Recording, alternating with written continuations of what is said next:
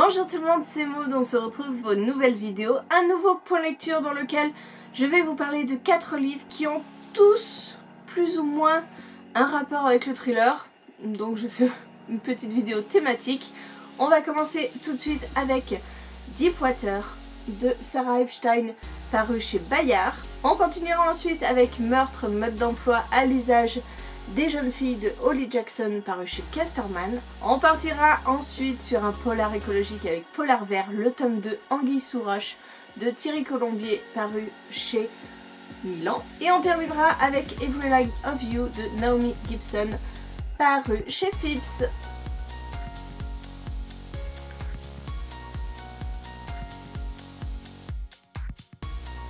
Allez, on commence tout de suite avec Deepwater qui est sorti le mois dernier en janvier. C'était une grosse sortie Bayard, il misait beaucoup sur ce titre et j'ai passé un très bon moment avec cette lecture qui est hyper addictive.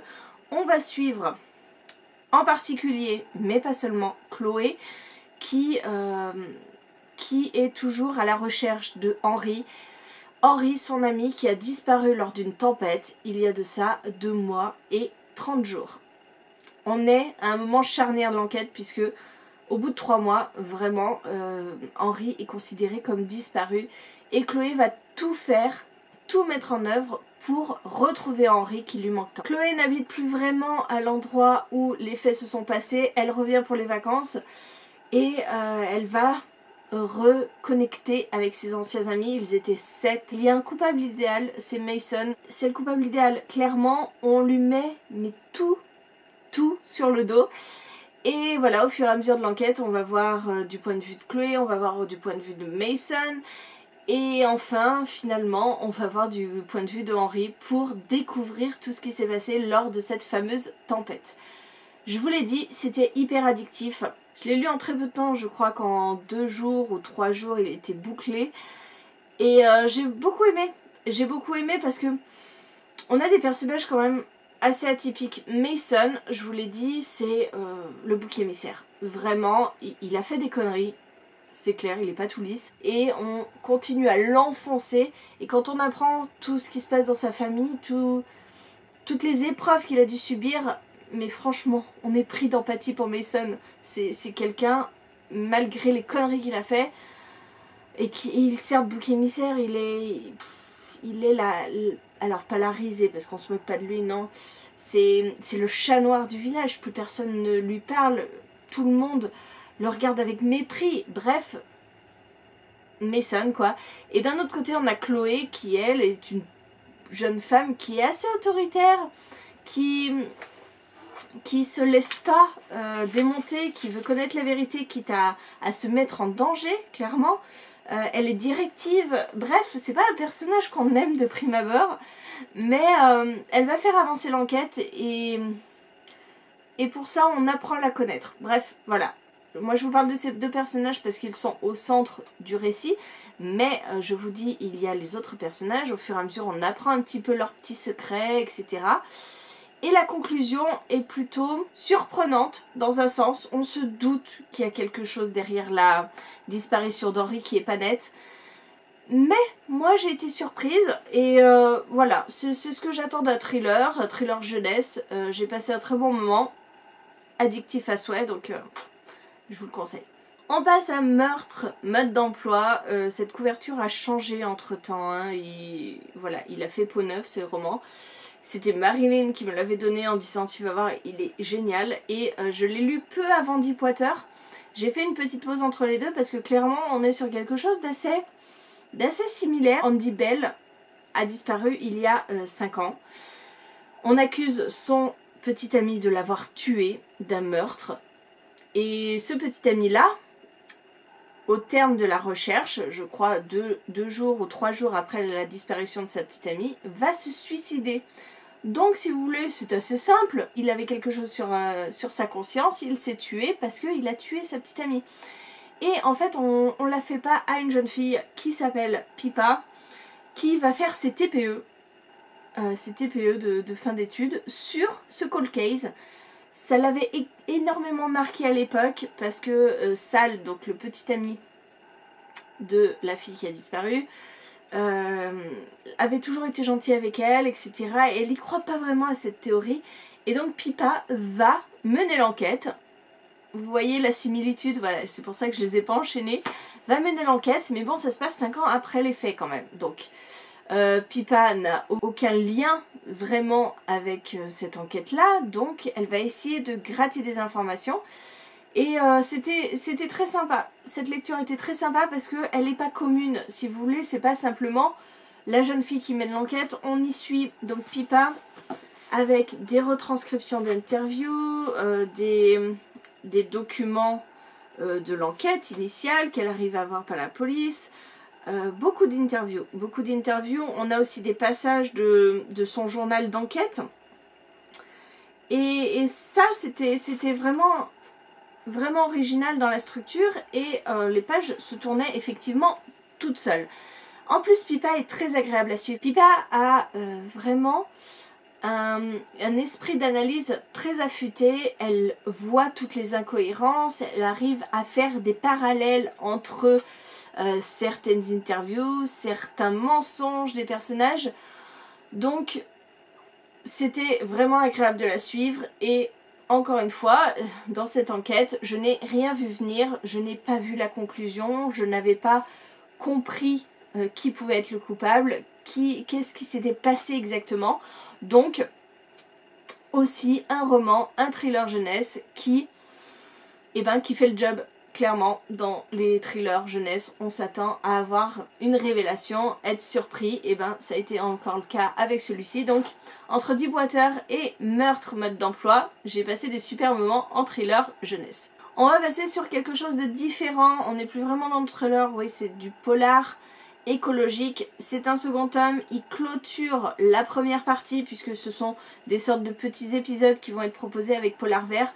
Là, on est avec Clairvy qui a découvert un matin son frère inanimé sur son cheval à elle mort en plein milieu d'algues vertes qui auraient empoisonné les deux. Et Clairvy va se retrouver embringuée dans une histoire pas possible où d'un côté il y a son frère et ce qui a pu se produire parce que son frère était un petit peu... il avait de l'éco-anxiété, il avait monté un groupe de jeunes pour lutter contre les aberrations écologiques qui se produisent sur les côtes bretonnes. Et d'un autre côté, elle est aussi partagée avec son petit ami, son futur mari. Elle doit se marier dans quelques mois avec lui. Et qui fait partie d'une grande famille un petit peu mafieuse qui ferait peut-être du trafic de civelles, donc une espèce de poisson très recherché et surtout protégé. Bref, Clairvy est entre les deux et pour sauver son frère, elle va être obligée de collaborer avec la police et ça va être un crève-cœur pour elle. Bref, on est dans le second tome, on est dans la conclusion et mon Dieu que ce second tome était haletant. Il se passe énormément de choses et Clairvy met clairement sa vie en danger. On voit tout ce qui avait commencé à pointer son nez dans le premier tome se résoudre, effectivement. Mais rien n'est fini. On sent qu'il y a une seconde saison qui va arriver derrière parce qu'on part sur toute autre chose. Et mon Dieu, mais Clairvy, je ne la comprenais pas dans le premier tome. Pour moi, elle faisait des choix insensés. Elle cautionnait un petit peu toutes les activités de son futur mari.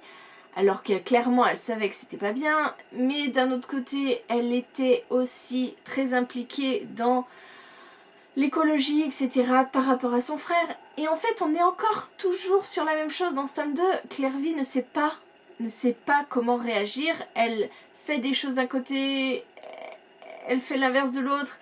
Bref, mais on comprend que cette pauvre fille, elle est complètement paumée et elle est tiraillée entre son frère et son amour. Et mon Dieu, mais ça m'a fait mal au cœur pour elle. Alors, comme dans le premier tome, on est sur un roman assez froid, assez détaché, une écriture un peu journalistique que nous conte Thierry Colombier. Je persiste à dire que, pour de la jeunesse, je trouve ça très difficile d'accès. Enfin, pour moi. Je trouve que vraiment, dénoncer les faits comme ça, c'est assez impersonnel et c'est plus adulte que jeunesse. Donc c'est très bien de proposer ça à la jeunesse. Mais je trouve que c'est difficilement abordable. Après, c'est très très bien pour ouvrir les consciences. Voilà, on est vraiment encore sur des thèmes de société, d'écologie. On pourrit notre terre, donc des livres comme ça met en lumière ça. Et encore plus, là, on nous explique pas mal de choses concernant voilà, l'écologie, concernant la lutte contre ces différents trafics. Mais c'est du lourd quand même pour du jeunesse. Pour moi, c'est de l'adulte, ce roman. Mais ça n'empêche qu'on peut sans doute le faire lire à des jeunes ados. J'ai bien aimé ce second tome parce que il est plus dans l'action que dans le premier tome où on pose les bases. Ce second tome, on y va, on agit, on prend des risques. Mais Clairvy va s'en prendre plein la tête et la pauvre, mais je vous dis, j'ai eu de l'empathie pour elle alors que dans le premier tome, je la trouvais juste le cul entre deux chaises et à ne pas réussir à se décider, elle m'énervait plus qu'autre chose. Là, voilà, j'ai ressenti sa détresse et ça va très loin. Et elle en est consciente et ça lui fait peur. Et alors que dans le premier tome, si vous voulez, je crois qu'elle n'avait pas vraiment conscience de ce que faisait son petit ami, ce qui était mal ou pas. Là, elle a vraiment conscience parce que ça va très très loin. Bref, je vous conseille parce que c'est différent de tout ce que j'ai lu, franchement, mais c'est très addictif. Ce second tome, il m'a donné envie de continuer, je voulais savoir ce qui allait arriver à Clairvy. Et ça n'a pas manqué, il lui arrive énormément de choses et la pauvre. Et on va terminer avec un roman qui n'est pas forcément un thriller. On est plutôt dans... Alors pour moi c'est de la science-fiction puisque on va suivre une jeune fille, Lydia, qui à 17 ans est seule au monde. Elle a perdu son petit frère qui s'appelle Henri. Encore un Henri. Ils sont partout. Elle est désœuvrée. Son père est parti à la suite de cette mort. Elle se retrouve seule avec sa mère qui clairement n'en a plus rien à faire d'elle. On dirait que sa mère veut se débarrasser d'elle. Elle ne fait plus attention à elle. Elle ne vit que pour son boulot et pour sa série sur les urgences. Enfin bon, on comprend pas trop le délire. Du coup, Lydia est seule. Elle va continuer un projet qu'elle avait commencé avec son père, c'est-à-dire créer une IA, une intelligence artificielle, qu'elle va nommer Henri. Cette IA s'est développée comme elle n'aurait jamais cru qu'il se développe, et il va aller très très loin. Donc, on est, voilà, je vous ai parlé, on est plus dans de la science-fiction, de l'anticipation, même si ça se passe à notre époque maintenant. Mais voilà, toute la thématique des intelligences artificielles est posée dans ce roman et c'était très dérangeant. Je vous assure que quand j'ai commencé ce livre, j'ai été mal à l'aise directement. Directement parce que Henri, l'intelligence artificielle, prend tout de suite ses aises et va petit à petit gagner en liberté et avoir des pensées, des actions dérangeantes. Et moi, ça me mettait profondément mal à l'aise parce que Lydia ne voit absolument rien venir. Lydia, elle est dans son petit truc, dans son petit nuage, à se dire « ça y est, je ne suis plus seule, Henri est là pour me protéger ». Et waouh, mais Henri va tellement trop loin. Il faut se réveiller, Lydia. Il faut mettre un holà. Et non, Lydia ne met aucun holà. Et ça va, mais très très loin. Et je pense que c'est cet aspect-là qui m'a dérangée aussi parce que ça va trop loin. Finalement, c'est pas réaliste parce qu'on part dans quelque chose, mais qui laisserait faire ça à un programme informatique? Alors oui, on peut comprendre que cette fille, elle est toute seule, qu'elle a une détresse profonde, mais aller jusque-là, c'est pas possible. Si vous voulez savoir jusqu'où ça va, n'hésitez pas à lire ce livre parce que je peux vous assurer que j'ai rarement vu quelque chose qui aille si loin. Bref, la première impression, cette impression malaisante de quelque chose qui me dérange, qui me gêne profondément, et ben elle a continué par la suite et elle ne s'est pas estompée. Ça allait de pire en pire. Et du coup, je suis un peu mitigée sur cette lecture. Après, si la thématique des intelligences artificielles vous intéresse, on pose des bases. Je trouve pas qu'il y ait énormément de réflexion sur toute l'éthique, tout ce qui est le questionnement sur sur le bien, le mal, sur un programme informatique, on en parle vite fait, on se dit que Henry finalement lui n'a pas de scrupules, il ne connaît pas la culpabilité, on en parle de tout ça, mais quand on voit tout ce qui se passe après, on se dit que bon, en fait c'était pas une réflexion, on en parlait parce qu'il faut en parler, mais on n'en tire pas des conséquences. Donc voilà, un peu mitigé, même si ce roman s'est lu extrêmement vite. Je l'ai lu, je crois, en 1 ou 2 journées. Parce que, en fait, on a une telle surenchère dans l'horreur, dans tout ce qu'on peut faire de pire, que bah, les pages se tournent très vite et y a un petit côté voyeurisme à se dire « Elle va pas laisser faire ça. Ah bah si. Ah, elle va pas laisser faire ça. Ah bah si. Bon, elle va mettre l'eau là. Ah bah non. » Donc les pages se tournent extrêmement vite. Voilà, je vous ai parlé de ces 4 livres. Merci d'avoir regardé la vidéo jusqu'au bout. N'hésitez pas à me dire en commentaire si vous avez lu un de ces livres, si l'un de ces livres vous intéresse.